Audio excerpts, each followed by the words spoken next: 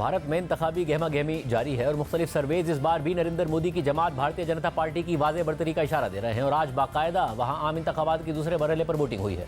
और भारतीय लोकसभा के 543 नशिस्तों पर होने वाले इंतखाबात में आज मकबूजा कश्मीर और 12 रियासतों के 88 हलकों पर वोटिंग हुई है और इस मरहले में इन तमाम इलाकों में 16 करोड़ रजिस्टर्ड वोटर्स थे, जबकि मकबूजा कश्मीर के अलावा आसाम, छत्तीसगढ़, कर्नाटक, मध्य प्रदेश, केरला, महाराष्ट्र, राजस्थान, उत्तर प्रदेश और मगरबी बंगाल जैसी अहम रियासतों में भी आवाम ने अपना वोट कास्ट किया है। अहम बात यह है कि रियासत केरला, जो कांग्रेस का मजबूत गढ़ है, वहां की आज 20 की 20 नशिस्तों पर वोटिंग हुई है और इंडियन नेशनल कांग्रेस और अपोजिशन के रहनुमा राहुल गांधी भी आज केरला की नशिस्त से इंतखाबी मैदान में उतरे हैं, जबकि राहुल गांधी ने गुज़िश्ता इंतखाबात में उत्तर प्रदेश और केरला यानी 2 हलकों से इंतखाब लड़ा था, मगर उन्हें उत्तर प्रदेश में बीजेपी की मारूफ रहनुमा स्मृति ईरानी से शिकस्त हुई थी, जबकि राहुल गांधी केरला की नशिस्त से इंतखाब जीत गए थे। और आज उसी नशिस्त को बरकरार रखने के लिए राहुल गांधी मैदान में उतरे हैं, जहां उनके मद्दे मुकाबिल केरला से बीजेपी के मकामी सरबराह के सुरेंद्रन हैं।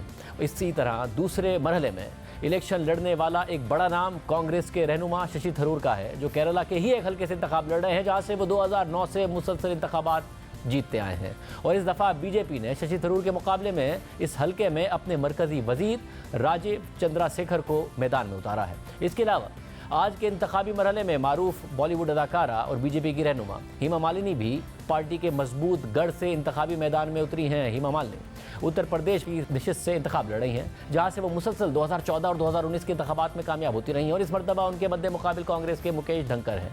अहम बात यह है कि भारतीय इंतखाबात का दूसरा मरहला इसलिए भी अहम है कि क्योंकि हाल ही में नरेंद्र मोदी ने कांग्रेस पर तनकीद करते हुए मुसलमानों का नाम लेते हुए यह बयान दिया था कि कांग्रेस हिंदू खवातीन का मंगलसूत्र छीन कर घुसपैठियों और ज्यादा बच्चे पैदा करने वालों को देने का वादा कर रही है। इस बयान को लेकर कांग्रेस और सिविल सोसाइटी ने भारतीय इलेक्शन कमीशन के सामने शिकायत दर्ज कराई थी कि यह बयान हकाइक के मुताबिक नहीं है, झूठ है। और कल भारतीय इलेक्शन कमीशन ने इस हवाले से भारतीय जनता पार्टी के सदर जेपी नड्डा को नोटिस किया था, मगर भारतीय जनता पार्टी के सदर ने इस नोटिस को नजरअंदाज करते हुए नरेंद्र मोदी के बयान को एक बार फिर दोहरा दिया है। और इसी पोलराइजेशन के दौरान अब से कुछ देर पहले ही भारत में आम इंतखाबात का दूसरा मरहला मुकम्मल हुआ है। इस हवाले से क्या सूरत हाल रही है, उत्तर प्रदेश से वॉइस ऑफ अमेरिका के नुमाइंदे सौरभ शुक्ला ने हमें अब से कुछ देर पहले तफसीलात बताई।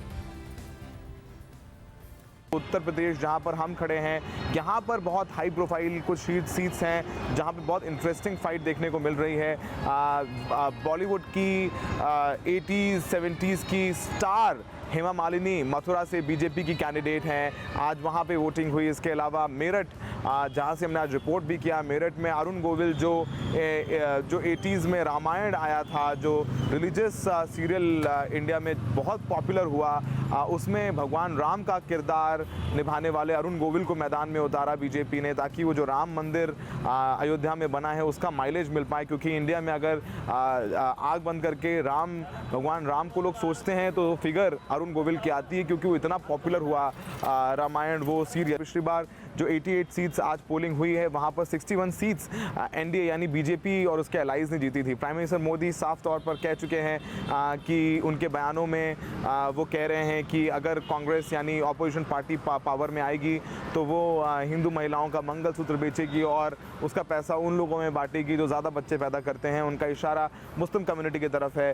तो कांग्रेस पार्टी कह रही है कि बीजेपी और प्राइम मिनिस्टर ये बयान दे करके पोलराइज करने का कोशिश कर रहे हैं, हिंदू वर्सेस मुस्लिम कर रहे हैं। ये सब कुछ चल रहा है। राहुल गांधी का कहना है कि उनकी गवर्नमेंट अगर आती है, कांग्रेस सरकार अगर सत्ता में आती है, जो एक ऑपोजिशन पार्टीज़ का अम्ब्रेला बनाया इंडिया अलायंस, वो आता है तो अनएम्प्लॉयमेंट को का जो बड़ा इशू है, मसला है, उसको सॉल्व करेंगे। अब थर्ड फेज़ है वो इंडिया में 7 मई को पोल होगा और एक लंबा इलेक्शन है और रिजल्ट्स 4 जून को आएंगे तो पता चलेगा कि दिल्ली में जो इंडिया की कैपिटल है उसमें प्राइम मिनिस्टर ऑफिस में कौन बैठता है।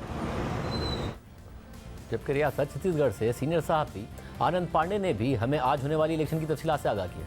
मैं अभी यहाँ पर रायपुर में खड़ा हूँ। रायपुर छत्तीसगढ़ की कैपिटल है और अगर हम छत्तीसगढ़ की बात करें तो छत्तीसगढ़ में आज 3 सीटों पर वोटिंग हुई है। यहाँ से जो पूर्व मुख्यमंत्री ex chief minister Bhupesh Baghel हैं, वो राजनांदगांव की सीट से लोकसभा इलेक्शन लड़ रहे हैं। तो एक उनकी सीट थी और 2 दूसरी सीटें थी। अगर हम पूरे देश की बात करें तो दूसरे फेज में भी जो इलेक्शन जो वोटिंग परसेंटेज है वो काफी डाउन रहा है।